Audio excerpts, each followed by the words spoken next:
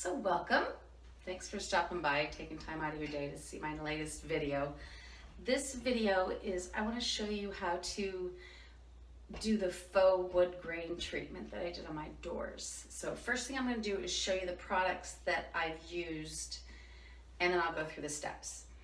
So you're going to need a yellow, a golden yellow that I've already painted the door. This one is Dakota wheat. I've added about 2 ounces of Floetrol. If you've not used this, this is a great product. It decreases your brush strokes. It helps level your paint so your finish is smoother, more even. If you don't like using oils, this is a good product to add to your latex paints. You don't need that much. I just bought it because this gallon was like $2 more than the 32-ounce bottle. So anyway, you're gonna need a base paint, then you're gonna need a wash paint. This one's called Turkish Coffee. If you've not found these Sherwin-Williams samples, they're a great deal. They're in a satin finish, so if you don't want any kind of, if you like the matte, you know, they're not gonna be for you, but they say they suggest the color. I've never had a problem with the color not being right. It's just a little bit of a sheen that, you know, if you want the matte finish, don't use it, but works for small projects. Works great for doors with the Floetrol. Anyway, so like I said, Dakota wheat, Turkish coffee. This we're gonna make a wash with. So you're gonna need, oops, let me show you this. You're gonna need a gel stain. This one is aged oak. Getting a little glare, the sun's coming out finally. And then a clear satin polyurethane. You're gonna need tape. This is frog tape. It's trendy lately. I have to admit, I like the clean release blue tape better, but that's all personal preference. Excuse me, got a frog. Gonna need some rags, old towels. You're gonna need some chip brushes. If you've not used chip brush, they're the cheapest brush you can probably buy. These came from Dollar General. These were $2 at Dollar General for these. Walmart has a great, they're probably the best price at Walmart. You can get a thing of 8 for $6, or this one's like 59 cents at Walmart. This one's like 79 cents at Walmart. So that's probably your best place to get them. What else? We're gonna need the cup that I dropped. Red Solo cups. More than beverages. I love these for painting. I use them as my trim paint when I'm painting up on the ceiling. It's easy to carry in my hand, and then I can just climb the ladder and trim. I use them for mixing all the time. What else? I use them for everything. You're gonna see I mix the glaze with this. And then you're also gonna need your brushes for painting your door, pardon me. I used the 2-inch brush to paint the door. You could use the 1.5, but that's really only good enough for the sides if you wanna do that. But anyway, so, oh, the other thing you're gonna need too is if you have crappy paintbrushes, that's a good thing to have too. That's good for the stain step. Because the more rugged your brush is, the more actually the wood grain treatment works. So you don't want a new brush for that. If you have an old icky brush, use that. Anyway, so step one. Step one is to take about 2 ounces of your Floetrol and add it to your sample pot. I've actually only used half of this, and I've painted 8 coats of paint on the doors to their 6 coats. And I still have half of this left, so I don't know what I'm gonna use it for. Some other door apparently. So mix that in there, paint your door, let it dry. Second step is what I'm gonna do now. So, oh, I should have brought some water. I'm gonna have to edit this Second step, you are going to make a wash with your brown paint, and then you're going to wash it on the door with the sponge. So I'm going to go ahead and pause the video, and then I will show you that when I have it ready. So I had to jump ahead a bit because I actually ran out of storage on my phone. So anyway, so you can see behind me I've already started a little bit. So let me tell you what I did here. I took about a cup of paint and maybe 2 ounces of water, put it in here, and it gives you this, let's see if you can see that. See how drippy it is? Just a really thin paint. I have a rag and the sponge. The sponge is actually the tool that you're using in this step. So that's what you need handy. The rag I'm just going to set aside to clean up my edges. As you can see, I have started to drag the sponge, and I'm sticking with the lines that would be on a wood door. So I just dip a little bit of it in. You don't need a lot of this, because what I learned happens is where it's heavy is where it's going to pick up the stain most. So you want to be kind of deliberate and wash the paint on. Let's do this. It's hitting the thing. You want to wash it on, but you don't want it messy. Sometimes I go up because it gets a little fuzzy there. So by going up, it gives me a cleaner line. You don't have to have full coverage. This got a little heavy up there, so you just want to add, this is going to be the grain of your wood.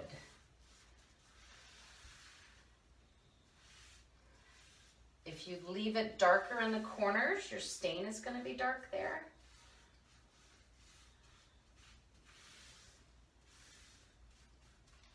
And I'm going to go over here and do this side. Again, I'm trying not to be too messy outside of the lines that is created by these panels, because that's going to add to the look of wood. It's going to make it feel like it's wood panels. I'll leave that a little bare right there.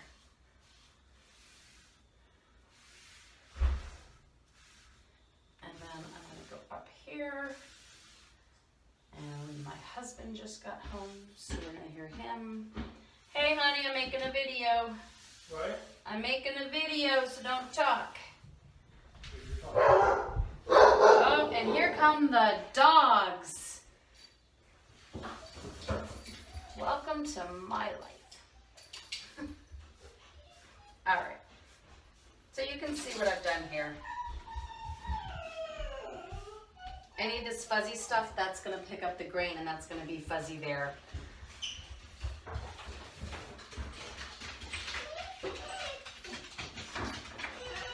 I wonder if I can mute this part. Anyway, so I'm going to reach up top and go straight down.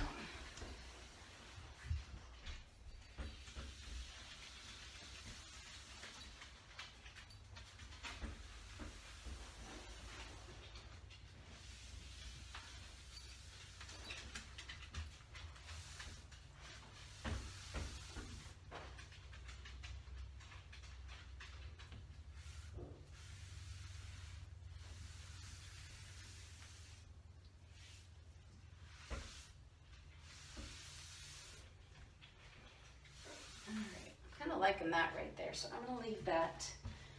I have some, can't see the bottom, but it's a little messy, so I'm going to clean that up. All right, and then I'm going to go over and do this part. Oops. I went over a little bit on my lines there, so I'll have to clean that up. Now you can take your hardware off. I chose not to, just because the couple times I have, it's never been quite right when I put it back on.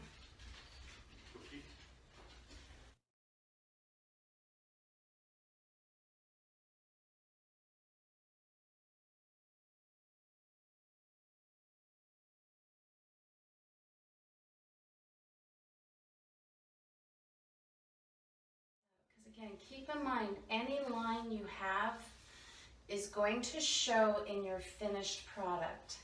Now, I've gotten it on here on my deadbolt. I'm actually not too worried about that because I found Glue Gun is great at getting that off.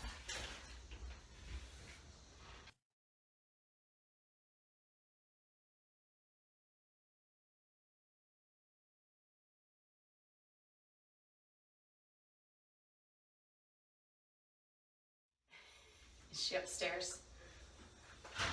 We are dealing with now our 12-year-old dog. After buying all these rugs for her, doesn't like to come downstairs. So we have to walk down the stairs with her. So I think that's what my husband was doing right now. All right. Take a little bit of this off. I'm gonna clean this up because that's gonna look messy once I get the stain on there. So I might take my rag.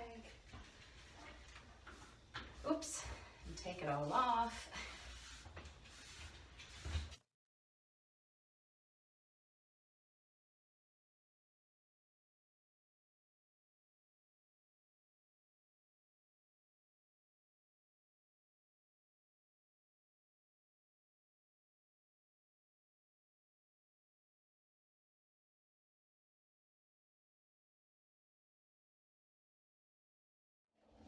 Oh, and the puppies are playing now. All right, anyway, you get the idea. I will clean that up a little bit with my wet rag, and I'll see you for the next part. All right, so this part is where you add the stain polyurethane mix. This takes your base coat of yellow, and then we washed it with the paint, the thinned paint mixture. If you saw the video of the front door, on that one I actually used glaze with the paint. It gave it a little more durability because our dog knocks at the front door, and so I didn't want her claws taking the finish off. But you don't have to do that. You can just thin your paint with water, that's fine too. But anyways, if you watched, we washed it with the sponge, and that gave you this kind of wood texture, but it's still not wood grain. Then I tape off, I do this in a couple of steps. I tape off the horizontal parts. So that'll give me the wood grain pieces. I'm gonna tilt you up. If you see, I did that up there already. And I did the one close to the floor. I just wanted to show you this one. So I taped off all the angles of the thing here because that would be a mitered corner. Tape off all of that. And then the stain, which by the way, I used the frog tape. I'm not a fan of frog tape. I like the blue clean release type. Not sure if that's Scotch or who makes that.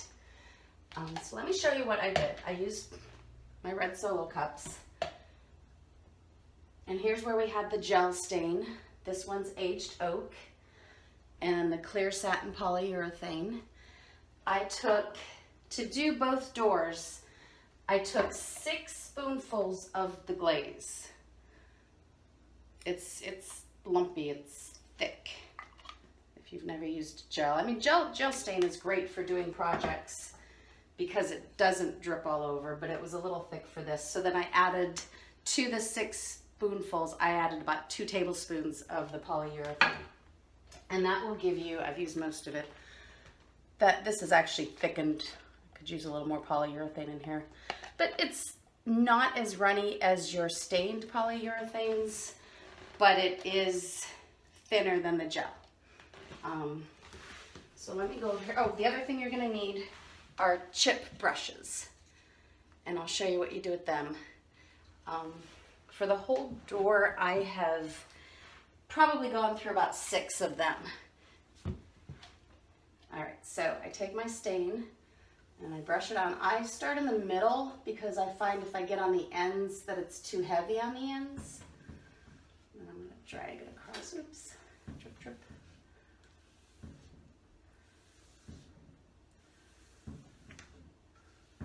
little bit of work time with this. I'm going to go up and get this. Make sure you've put your edges of your tape, push them down well so you don't get drip marks. I was just telling my husband I should have started with this door because I think it's going to end up being my best one. But live and learn.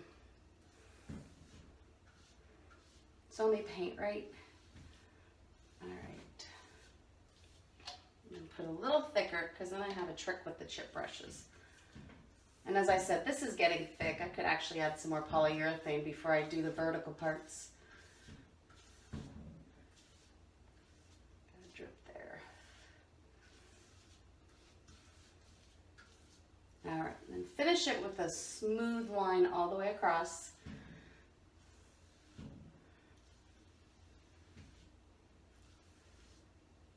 It's okay that it gets dark in those crevices. I like that. All right, put that down. And then I take the wider chip brush and I go across what I just did. And I like doing the panels before I do the middle because then it evens out the lines. And then I rotated my brush for the next one just to give it a different line. And then this one you take and that smooths out those lines. You want a light touch. Too heavy, you're going to remove all of it. And if you don't like it, you can go back and redo it while it's still wet.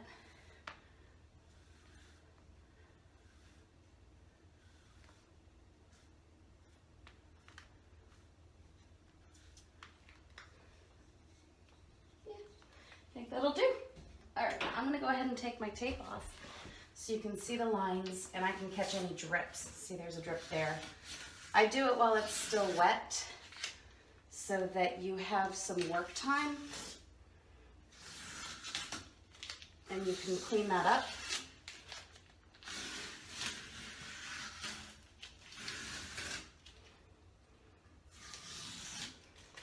Alrighty, throw this here. And then let me just grab a rag. I use my hands for everything, but oh well. Grab a rag, clean that up a little bit. Got a spot up here. If you leave these dark spots, I've learned it's going to show up on your final product. And if you don't want that big blob there, then you need to get rid of it now.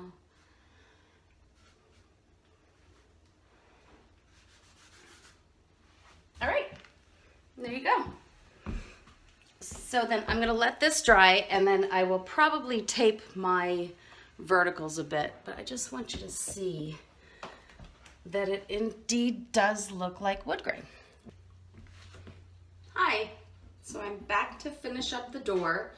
As you can see, I've already done all but this section here, and actually something fun happened. My brush is getting really nasty because I put a second coat on the front door and I've done this and it's getting thick and like it's leaving its own graining. So I'm gonna just show you what I've been doing on these horizontal or verticals rather. So I take it still starting towards the middle and then I want to edge up to this line. You see I didn't paint it. And then drag it down, because what happens if you don't smooth out that line there, it looks muddy. I learned that on the other side of the store, which my husband, just as he's going out to cut the grass, you might hear his mower, said, oh yeah, that does look better. So maybe I'll be painting the other side of this door that is actually inside the house. But it's the same thing as I showed you on the horizontals. It's dragging it up. I'm gonna add a little more. It's starting to dry fast too. It's like 95 outside. It's September 3rd. It's Labor Day. Happy Labor Day. And things are drying quickly with that high heat that we shouldn't be having this time of year. But I wanted to show you, I mean, isn't this just cool, just with the sponge painted wash of brown on top of the Dakota wheat. And it has almost a pecan look. I don't know if you're a geek like I am. I love textures, I love wood, I love different kinds of wood. And this one, to me, it looks like pecan, and I think it might be my favorite so far. Oops, got crooked there. I'm gonna just go across this bit, straighten that up. You do have to be somewhat careful with this. Especially, you see here, I haven't taped this because it's actually still wet from what I did before. So I'm just gonna nudge up there. Drag it down. Nudge that.